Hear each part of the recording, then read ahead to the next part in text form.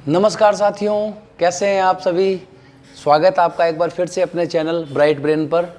आज जो वर्तमान में असिस्टेंट प्रोफेसर 2023 एबीएसटी में स्टैटिस्टिक्स संगणक भर्ती परीक्षा 2023 उनमें जो हमारा स्टैटिस्टिक्स सांख्यिकी विषय है उसके संबंध में हमारी सह संबंध कोरिलेशन सह विचरण या सह संबंध भाग सेकंड आज हम पार्ट 2 इस पे डिस्कस करने वाले हैं। तो सबसे पहले तो फटाफट चैनल को सब्सक्राइब कर दें यदि आपने अभी तक नहीं किया, और वीडियो को लाइक और शेयर करना ना भूलें ताकि इसका फ़ायदा बाकी आपके साथियों को भी मिले। तो फटाफट चैनल को सब्सक्राइब करें। शुरू करते हैं। चलिए, हमने पिछली क्लास में थोड़ा सा एक बार ब्रीफ डिस्कशन करते हैं। पिछली कक्षा में हमने अध्ययन किया सहसंबंध होता क्या है, सहसंबंध की मात्रा, सहसंबंध ज्ञात करने की विधियाँ, सहसंबंध के प्रकार, धनात्मक, ऋणात्मक, ये उसकी मात्रा है, पूर्ण धनात्मक, पूर्ण ऋणात्मक, मध्यम, उच्च। उसके अलावा प्रकार हमने पढ़े थे अनुपातिक आधार पर, रेखीय, वक्र रेखीय पढ़ा था हमने। उसके अलावा आंशिक पढ़ा था, बहुगुणी पढ़ा था, सरल सहसंबंध पढ़ा था हमने। ये हम डिस्कस कर चुके हैं। अब हम एक नया आज का हमारा कंसेप्ट है कार्ल पियर्सन का सहसंबंध गुणांक डिस्कस कर लिया था हमने, लेकिन एग्जाम में इस चैप्टर से ये तो कन्फर्म है कि क्वेश्चन तो आने वाला है, कोई नहीं रोकेगा कि इसमें से क्वेश्चन नहीं आएगा। 101% आज ये नोट कर लो आप, क्वेश्चन आएगा 100%। और क्वेश्चन किस टाइप का आएगा वो भी मैं आपको बता देता हूँ। अब डिपेंड ये करता है कि आप कैसे इस चैप्टर को तैयार करते हैं। अगर आप क्वेश्चन निकालने लग गए कि भाई कार्ल पियर्सन ने खंडित श्रेणी में, दो श्रेणी में जो है वर्गीकृत श्रेणी में बताया है, कबूतर खाना जिसे बोलते हैं, पूरा फॉर्मूला निकालने लग गए, कोई फायदा ही नहीं है। वहाँ तुम्हें 20 नंबर का क्वेश्चन नहीं आने वाला, वहाँ केवल कंसेप्ट चेक हो रही है। अगर ज़्यादा से ज़्यादा कोई प्रैक्टिकल क्वेश्चन पूछेगा तो फॉर्मूले में 2 वैल्यू दे के एक पूछेगा, या इंटरलिंकिंग के बेसिस पे 2 कोई संख्या की माप है उसके आधार पे तीसरे का माप पूछ सकता है। उसके अलावा कुछ नहीं पूछने वाला। अब आप इसको कैसे करते हैं वो आपके हाथ में है। तो मैं अब समय को वेस्ट ना करते हुए सीधा टॉपिक पे आता हूं। कार्ल पियर्सन का सहसंबंध गुणांक आर बोलते हैं इसको, स्मॉल आर, एक विमाहीन गुणांक है। एक विमाहीन गुणांक, क्वेश्चन का सबसे ज्यादा चांस यही बनता है। विमाहीन गुणांक का मतलब इसमें आप कुछ भी जोड़ दो, कुछ भी घटा दो, जो दोनों मेरी श्रेणियां हैं एक श्रेणी में जोड़ दो, सारे मूल्यों में 5-5, सब में 10-10 जोड़ दो या 5-5 घटा दो, कुछ भी कर दो, कोई फर्क नहीं पड़ेगा।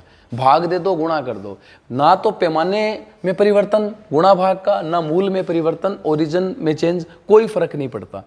तो फिर आप सोच रहे हैं कि सर इसका फर्क ही नहीं पड़ता, और तो फिर इसका काम क्या है। काम भी बता देता हूं। सांख्यिकी में इसका काम यह है कि जब हम, जैसे आपने पढ़ा होगा, केंद्रीय प्रवृत्ति के माप हम समांतर माध्य, जब उसको हमारे पास वैल्यू पॉइंटों में होती है, सीधी नहीं होती, तो हम कल्पित माध्य का सहारा लेते हैं।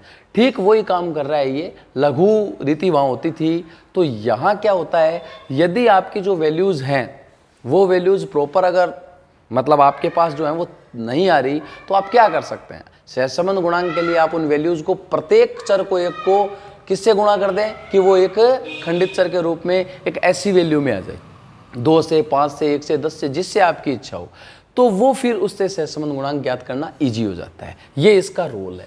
तो विमाहीन गुणांक का कोई फर्क नहीं पड़ता।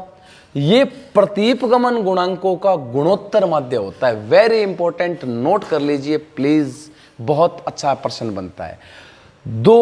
अगला चैप्टर मेरा प्रतीपगमन गुणांक होने वाला है। तो बी ऑन जो हमारा x ऑन y का जो प्रतीपगमन गुणांक है, या y ऑन x है, तो उन दोनों प्रतीपगमन गुणांकों का गुणोत्तर माध्य ही कार्ल पियर्सन का सहसंबंध गुणांक होता है। फॉर्मूला है bx on y into by on x। इन दोनों का गुणा, 2 ही चर है, दोनों का गुणा और दोनों का वर्गमूल निकाल दिया तो गुणोत्तर माध्य। ये चीज आपको क्लियर हो जानी चाहिए। समझ गए आप। इसको आप अगर थोड़ा याद कर रहे हो केंद्रीय प्रवृत्ति के माप में, तो इस फॉर्मूले को आप लिंक कर सकते हो। गुणोत्तर माध्य, हरात्मक माध्य, समांतर माध्य, उनमें भी एक रिलेशन होता है। याद करो, गुणोत्तर माध्य निकालता था मैं तो फॉर्मूला क्या था, समांतर माध्य गुणा हरात्मक माध्य फिर अंडररूट, यही करता था ना गुणोत्तर माध्य में।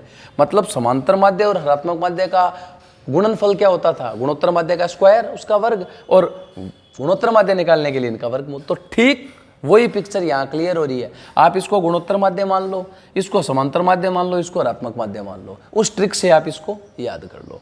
ये चीज़ आपको पता होनी चाहिए। बहुत बार पूछा गया एग्जाम में, आपको इन 3 चीज़ों में से 2 प्रतिपगमन गुणांक और 1 सहसंबंध गुणांक, तीनों में से कोई 2 चीज़ देगा और एक पूछ लेगा। प्रैक्टिकल क्वेश्चन बहुत बार आता है, छोटा सा है, कंसेप्ट का क्वेश्चन है, आप इस चीज़ को समझ गए तो कर दोगे। मतलब आर कार्ल पियर्सन का सहसंबंध गुणांक बराबर B X on Y into B Y on X under root, बस इतना ही। इसकी सीमा कार्ल पियर्सन का सहसंबंध गुणांक जो है वो -1 से +1 के बीच में होता है, ये इसकी एक इंपॉर्टेंट बात है। एक रेखीय प्रकृति, कार्ल पियर्सन का सहसंबंध गुणांक, इसकी एक मान्यता है इंपॉर्टेंट कि इसमें दोनों चरों में रेखीय प्रवृत्ति होती है। कहने का मतलब एक में जो परिवर्तन होगा ठीक बराबर अनुपात में, मतलब परिवर्तन का जो अनुपात है, चेंजिंग रेशियो जो है वो बराबर रहेगा, इसलिए एक रेखा में ही होगा, जबकि ऐसा संभव नहीं है। अवास्तविक मान्यता है लेकिन उन्होंने ले रखी है, ये चीज़ आपको पता होना चाहिए। ये कार्ल पियर्सन का सहसंबंध गुणांक कंप्लीट हो गया। अब इसके बाहर नहीं जाना अपने को, ये मैं इसको ख़त्म कर रहा हूँ। कार्ल पियर्सन के सहसंबंध गुणांक के बाद में नया एक अच्छा एग्जाम में आने वाला फिर क्वेश्चन बन गया, संभाव्य विभ्रम। देखिए 2 चीज़ें हैं, एक संभाव्य विभ्रम होता है, एक प्रमाप विभ्रम होता है। संभाव्य विभ्रम प्रोबेबल एरर, स्टैंडर्ड एरर को बोलते हैं प्रमाप विभ्रम। दोनों में थोड़ा सा ही अंतर है लेकिन कंफ्यूज हो जाते हैं हम। परिभाषा में कोई ज़्यादा फर्क नहीं है, आपको पहले पता होना चाहिए कि संभाव्य विभ्रम होता क्या है। व्हाट इज प्रोबेबल एरर बताते हैं। तो संभाव्य विभ्रम जो है पीई, ये आपने सहसंबंध गुणांक ज्ञात किया, ध्यान से सुनना मेरी बात को। आपने सहसंबंध गुणांक ज्ञात किया, जो आपके पास डेटा थे उसमें से आपने सैंपल लिए, 2 श्रेणियां थी, उनमें से कुछ मूल्य आपने क्या लिए, रैंडमली सैंपल बेसिस पे छांट लिए, मतलब आपने सैंपलिंग की, सैंपल लिए, उनके आधार पर पूरी श्रेणी का क्या निकाला आपने, दोनों श्रेणियों का सहसंबंध गुणांक ज्ञात कर लिया। आर आ गया कार्ल पियर्सन से, कार्ल पियर्सन का सहसंबंध गुणांक आपने ज्ञात कर लिया। अब चूंकि आप उसका अध्ययन कर रहे हैं एरिया का, हो सकता है कि आप जो डेटा आपने पहले लिए थे सैंपल में, आप चेक करना चाह रहे हैं कि यार ये वास्तव में पूरे समूह का, पूरी समष्टि का प्रतिनिधित्व करते तो हैं क्या। आप उनकी बजाय दूसरे वैल्यूज, दूसरे चर भी सैंपल लेके सहसंबंध गुणांक चेक कर सकते हैं कि वास्तव में क्या मैं दूसरे मूल्यों से अगर सहसंबंध गुणांक ज्ञात करूं लेकर, तो भी वास्तव में बात तो यही है क्या कि मैं सोच रहा हूं कि इस श्रेणी का इस पे इतना प्रभाव, या इसमें परिवर्तन तो इसमें इतना परिवर्तन, ये सहसंबंध गुणांक जो कैलकुलेट किया है वो सही तो है क्या। तो इसी चीज के निर्धारण के लिए संभाव्य विभ्रम का ज्ञान आवश्यक है। ये संभाव्य विभ्रम क्या करता है, 2 सीमाएं बताता है हमें। क्या बताता है, 2 सीमाएं। यदि मेरा सहसंबंध गुणांक मान लीजिए 0.75 है, क्या है 0.75, मेरा सहसंबंध गुणांक है 0.75, क्लियर। अब मुझे सहसंबंध गुणांक क्या बताएगा, सहसंबंध गुणांक आ गया, तो संभाव्य विभ्रम जो मेरा है वो मुझे ये बता रहा है कि 0.75 में 0.75 से कुछ चीज घटा दूं, जितना भी है, और उतना ही जोड़ दूं, तो उससे मुझे एक रेंज मिल जाएगी। क्या मिल जाएगी, एक रेंज। मान लीजिए प्रोबेबल एरर आपका 0.10 आ गया, एक बार मान रहा हूं मैं, केवल एग्जांपल, 0.10 आ गया पीई। कितना आ गया पीई, ये आर दे रखा है आपको, आर दे रखा है। तो इस पीई को 0.75 में 10 तो जोड़ो, तो 0.75 प्लस 0.10 0.85, और 10 ही क्या करो, लेस करो पॉइंट, तो यहां क्या आ जाएगा 0.75 माइनस 0.10, तो ये आ गया 0.65। तो ये क्या हो गया, एक रेंज मिल गई मुझे 0.65 टू 0.65 क्या मिल गई, एक रेंज। किसकी, सहसंबंध गुणांक की। किसके लिए, यदि मैंने जो चर, जो वैल्यूज काम में लेकर सहसंबंध गुणांक 0.75 ज्ञात किया है, तो ये संभाव्य विभ्रम ये यही बता रहा है, यदि आप किन्हीं और वैल्यू को भी उस समष्टि में से लेकर सहसंबंध गुणांक ज्ञात करेंगे तो 50% संभावना है। कितने प्रतिशत, 50%। 50% संभावना है, क्योंकि रेंज दे रहा है, 50% चांस है, संभावना है कि आपका सहसंबंध गुणांक 0.65 टू 0.85 इसके बीच में मिलेगा। तो प्रोबेबल एरर क्या है, एक आवरण, एक कवर, एक एरिया दे रहा है मुझे, मतलब एक अनुमान दे रहा है मुझे कि मेरा सहसंबंध गुणांक जो है, जो आया है एक्चुअल में कुछ वैल्यू को लेकर सैंपल को, उससे इतना ज़्यादा वेरिएंस कर सकता है, वेरी कर सकता है। Is that clear? ये है प्रोबेबल एरर। अब फॉर्मूला क्या है प्रोबेबल एरर का? प्रोबेबल एरर और स्टैंडर्ड एरर दोनों में एक रिलेशन है। प्रोबेबल एरर स्टैंडर्ड एरर का 2/3 होता है, याद कर लो आप। Probable error is 2/3 of standard error. बस बात इतनी सी है। तो अब आप सोचोगे सर फिर स्टैंडर्ड एरर कितना होगा?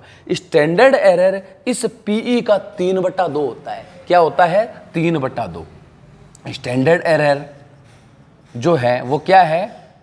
पीई का कितना है?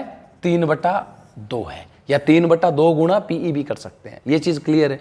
अब आप सोच रहे हो सर तो जाहिर सी बात है, अगर आपको दोनों में से पीई और एसई में से एक दे दे, प्रोबेबल एरर स्टैंडर्ड एरर में से, तो पता लग जाएगा ना दूसरे का। कोई फॉर्मूला याद ही नहीं करना। 3/2 आपको पता है रिलेशन, भाई वो 2/3 होता है, वो उसका 3/2। एक दे के दूसरा पूछ सकता है। ये चीज़ क्लियर है। चलिए अब फॉर्मूला, तो स्टैंडर्ड एरर जो है प्रमाप विभ्रम, उसका फॉर्मूला है 1 - r² बटा n का अंडररूट। 1 है ही, r सहसंबंध गुणांक काल पियर्सन का, स्क्वायर सहसंबंध गुणांक का स्क्वायर। एक में से आप सहसंबंध गुणांक के स्क्वायर को क्या कर दें? लेस कर दें। जो आपका भागफल आता है, जो शेष आ रहा है, उसमें आप किसका भाग दें? n जो संख्याएं हैं, क्रम है, वैल्यूज हैं, उन n जो टोटल है, योग है संख्याओं का, उन संख्याओं के वर्गमूल में उसका भाग दे दें। किसका? 1 - r² का। 1 - r² में इसका भाग दे दें n के अंडररूट का। आपके पास स्टैंडर्ड एरर आ जाएगा। इसमें अब आप सोच रहे हो सर ये तो बहुत टिपिकल है, कैलकुलेटर के बिना होगा नहीं, कैलकुलेटर अलाउ नहीं है। कोई बात नहीं है, यदि कैलकुलेटर अलाउ नहीं है तो आपको वहाँ ये कोई कैलकुलेट नहीं कराने वाला। करवाएगा तो आपको n क्या देगा पता है? 4, 16, 64 ऐसे देगा। तो पता है 64 का 8 होता है, 4 का 2 होता है, ये दे सकता है। 9 ऐसी संख्या देगा जिसका आपको पता चल जाए कि हाँ भाई अंडररूट इसका इतना होता है, सीधा पता चल जाएगा। और 1 - r, तो ये फॉर्मूला भाई r आपको जब दे दिया, बात समझना, r दे दिया, n ऐसा दे दिया, या सीधा हो सकता है इसकी वैल्यू ही दे दे अंडररूट n की, 1 दे दिया, तो कहाँ दिक्कत है इसी में? और ये अगर निकल गया, बस फॉर्मूला, आपको कंफ्यूज नहीं होना इसमें, ये फॉर्मूला समझाने के लिए, ये केवल बस ये याद करो स्टैंडर्ड एरर का 1 - r² बटा n का अंडररूट। अब ये चूंकि ये तो अपने आप हो गया, क्यों? क्योंकि ये स्टैंडर्ड एरर का कितना होता है? 2/3, 0.6745 मानते हैं इसको, तो 2/3, तो 2/3 इंटू 1 - r² बटा n का अंडररूट। ये है अपना संभाव्य विभ्रम और प्रमाप विभ्रम। यहाँ तक अगर कोई दिक्कत है आपको तो बिल्कुल आप पूछ सकते हैं। उसके बाद में हम बात करते हैं संभाव्य विभ्रम का यूज। मैंने बता दिया, 2 लिमिट बताता है, 2 रेंज बताता है।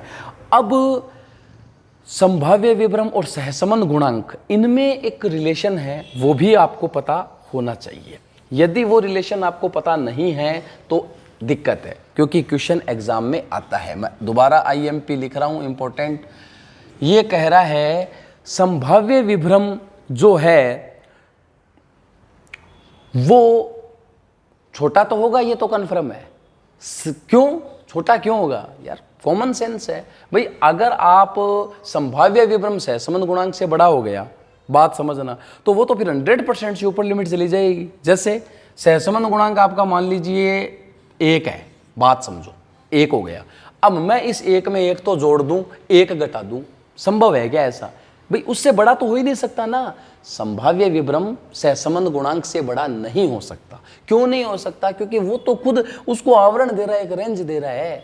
तो यहां रिलेशन ये, और ये भी पूछा जाता है कई बार कि सहसंबंध गुणांक और इसमें मतलब संभाव्य विभ्रम उससे छोटा होता है, बड़ा होता है?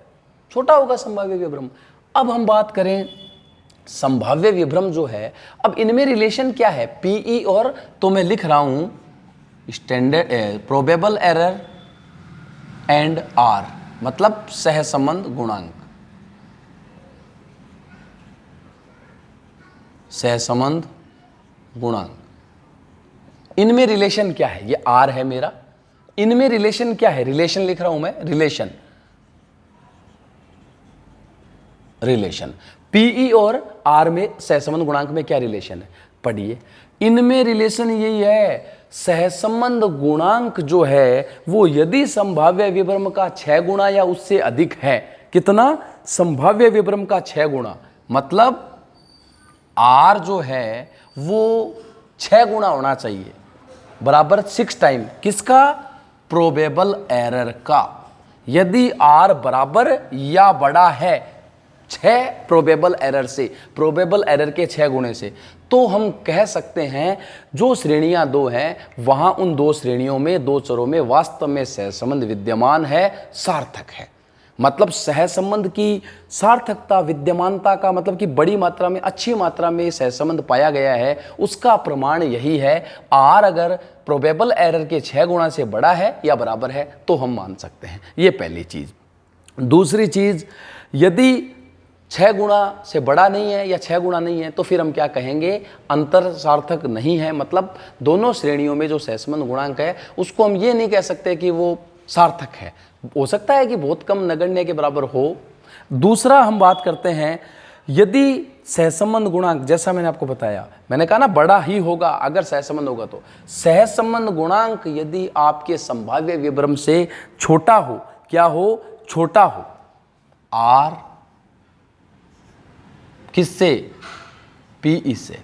R अगर छोटा है PE से तो कन्फर्म है नो कोरिलेशन। नो कोरिलेशन, सहसंबंध का अभाव होगा। हम सहसंबंध का प्रमाण नहीं मानेंगे, नहीं मानेंगे कि उनमें कोई सहसंबंध है 2 श्रेणियों में। Is that clear? उसके बाद में यदि सहसंबंध गुणांक 0.5 से ऊपर है, कितना? 0.5 से ऊपर, और यदि संभाव्य विभ्रम विद्यमान है तो मानेंगे कि कुछ सहसंबंध है। लेकिन सहसंबंध गुणांक R अगर 0.3 तक है और प्रोबेबल एरर उससे कम है तो भी ये मानेंगे कि नगण्य ये न के बराबर है। ये आपको पता होना चाहिए। ये है हमारा प्रोबेबल एरर, सहसंबंध गुणांक, इनका रिलेशन, स्टैंडर्ड एरर।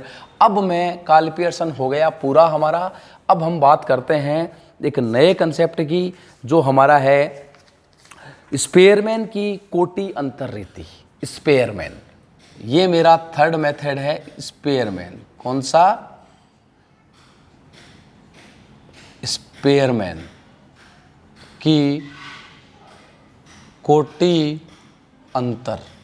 कोटि अंतर का मतलब, इसको कुछ बच्चे अगर इंग्लिश मीडियम के हैं तो रैंक डिफरेंस बोलते हैं इनको भाई। क्या बोलते हैं? रैंक डिफरेंस मेथड बोलते हैं इसको।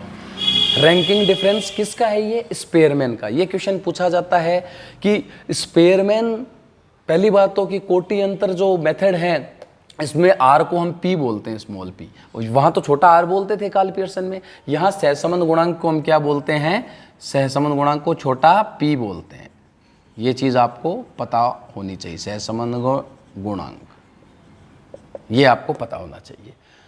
उसके बाद में, इतना होने के बाद आपको पता होना, अब है इसमें क्वेश्चन बनेंगे कि स्पेयरमैन की जो कोटि क्रमांतर रीति है उसका उपयोग कहाँ करें। सामान्यतः जब मैंने खुद ने कह दिया वैज्ञानिक है कार्ल पियर्सन, बहुत अच्छी आदर्श है, तो फिर इसकी ज़रूरत क्यों है?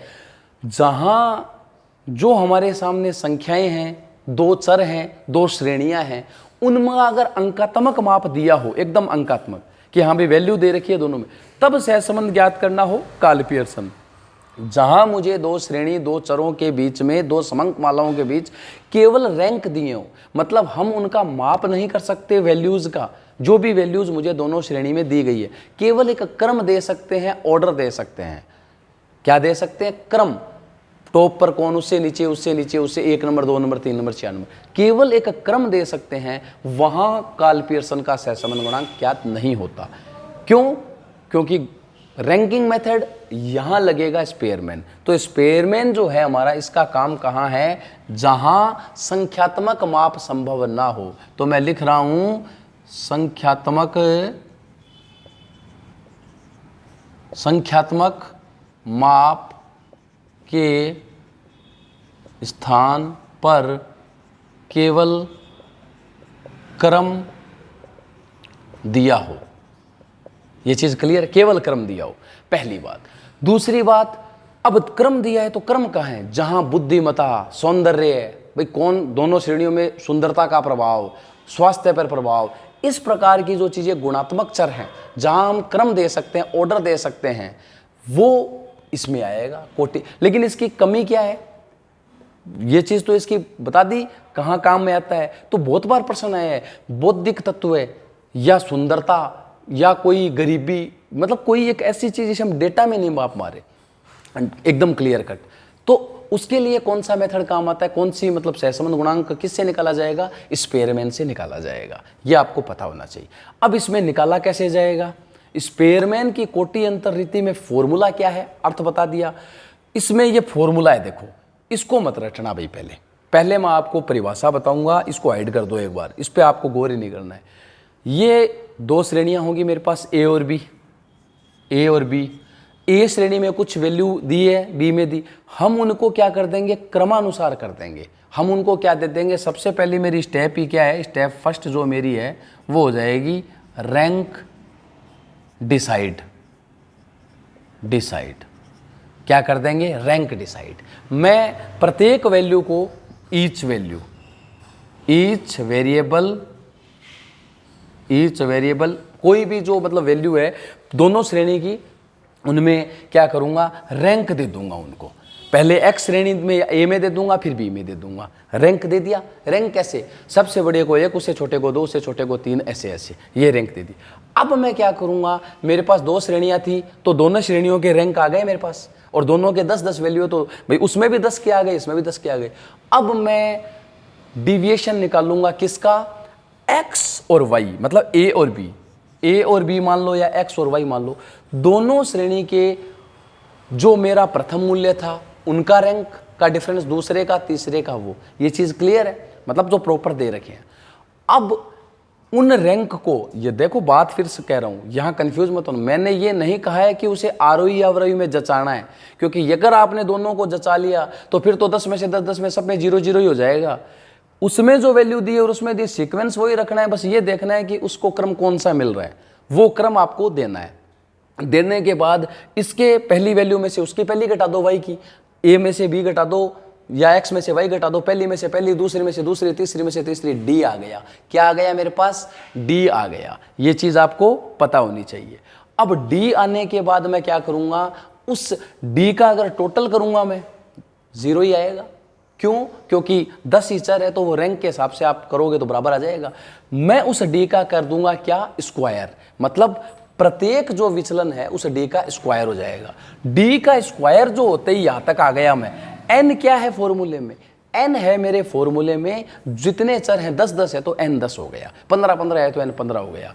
अब मेरा फॉर्मूला बन गया पी सहसंबंध गुणांक स्पेयरमैन का बराबर 1 माइनस 1 में से घटाना है, क्या घटाना है, 6, ये 6 है 6, सिग्मा डी स्क्वायर। 6 मतलब 6 है, सिग्मा डी स्क्वायर मतलब दोनों श्रेणियों एक्स और वाई का विचलन, किसका, रैंक में से रैंक घटाया, विचलन, उन विचलन के प्रत्येक का वर्ग कर दिया।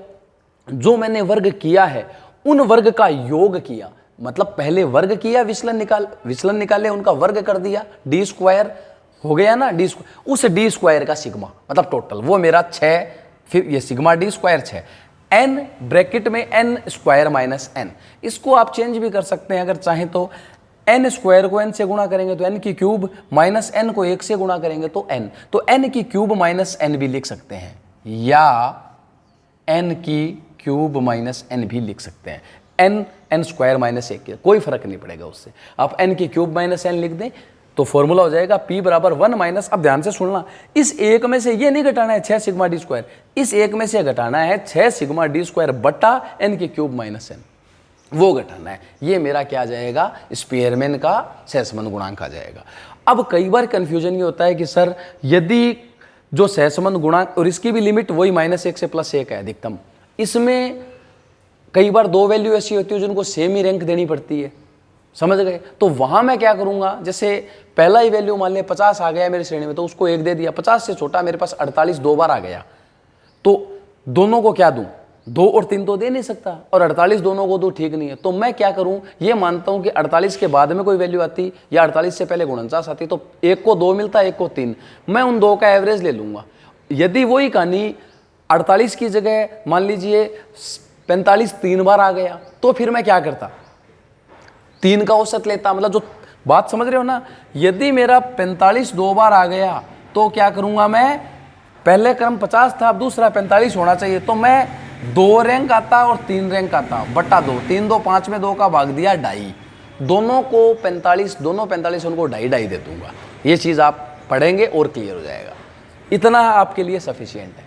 इसका फर्क क्या पड़ेगा? हालांकि ये कोई नहीं पूछने वाला एग्जाम में, बहुत बड़ा फॉर्मूला हो जाएगा, कोई नहीं पूछेगा कि भाई उसका, केवल समझाने के लिए बता रहा हूं। अगर ऐसा आ जाता है जहां दोनों श्रेणियों में जो चर हैं वो रिपीट हो रहे हैं, मतलब वो एक से ज्यादा बार हो रहे हैं, उनको समान रैंक 2-3 को दिया जा रहा है, तो वहां इस फॉर्मूले में हम थोड़ा सा चेंज करेंगे, एक समायोजन करेंगे। 1 माइनस सेम रहेगा, 6 बराबर बाहर रहेगा, सिग्मा डी स्क्वायर पड़ा रहेगा, प्लस 1/12 m की क्यूब माइनस m। मैं ये करूंगा P1 माइनस 6 बाहर पड़ा रहेगा, सिग्मा डी स्क्वायर, ये यहां लिख देते हैं, आपको समझ में भी आ जाएगा। यहां मैं इसको लेके आ रहा हूं दोबारा, P बराबर 1 माइनस 6 सिग्मा डी स्क्वायर बटा, ये जो 6 है इस 6 को मैं लिखूंगा बाहर, ये ब्रैकेट बन गया, सिग्मा डी स्क्वायर। अब यहां क्या हो जाएगा, प्लस जो 1/12 है, 1/12 m की क्यूब माइनस m। ये फॉर्मूला वही का वही, n की क्यूब माइनस n। यहां तक ठीक है, ये चीज समझ में आ गई। कहने का मतलब मैं केवल 1/12 m की क्यूब माइनस m, तो 1/12 तो 1/12 है। m क्या है? m वो वैल्यू है जो हम रैंक जितनी बार आया है, मतलब यदि मान लीजिए मुझे संशोधन करना है 45 का, 45 2 बार आया, 45 कितनी बार आया? 2 बार, तो मैं यहाँ m की जगह 2 कर दूंगा। यही 45 3 बार आता तो मैं m की जगह क्या कर देता? 3 कर देता, फिर उसका क्यूब उसी में से वो घटा देंगे।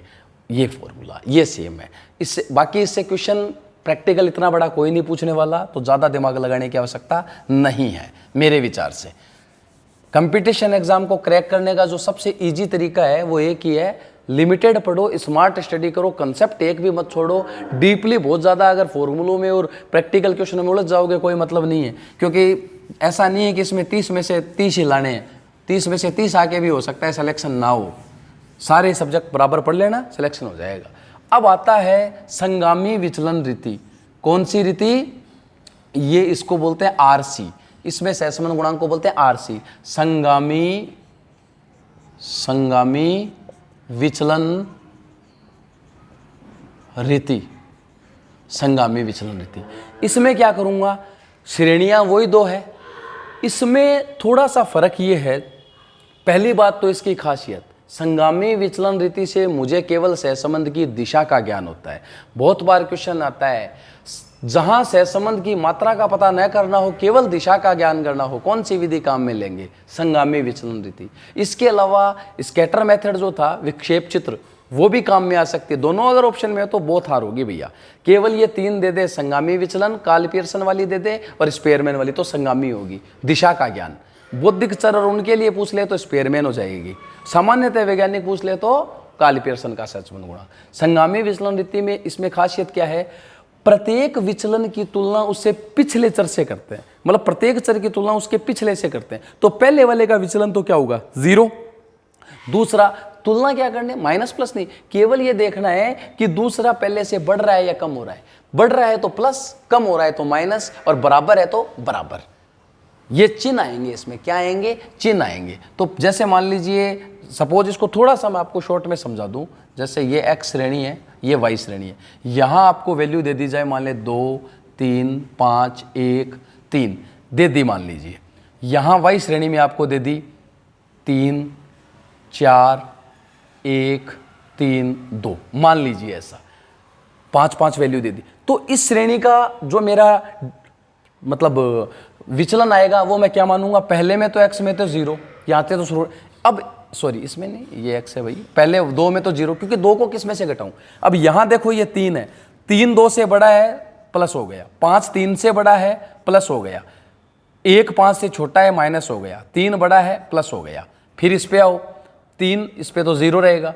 4 3 से बड़ा है, प्लस हो गया। 1 4 से छोटा है, माइनस। ये 3 बड़ा है, 2 छोटा है, ये हो गया। ये मेरे प्लस माइनस निकल गए। ये चीज क्लियर है। अब मैं इनका क्या करूंगा, जो चिन्ह है ना, इन चिन्हों को आपस में क्या कर दूंगा? गुणा कर दूंगा।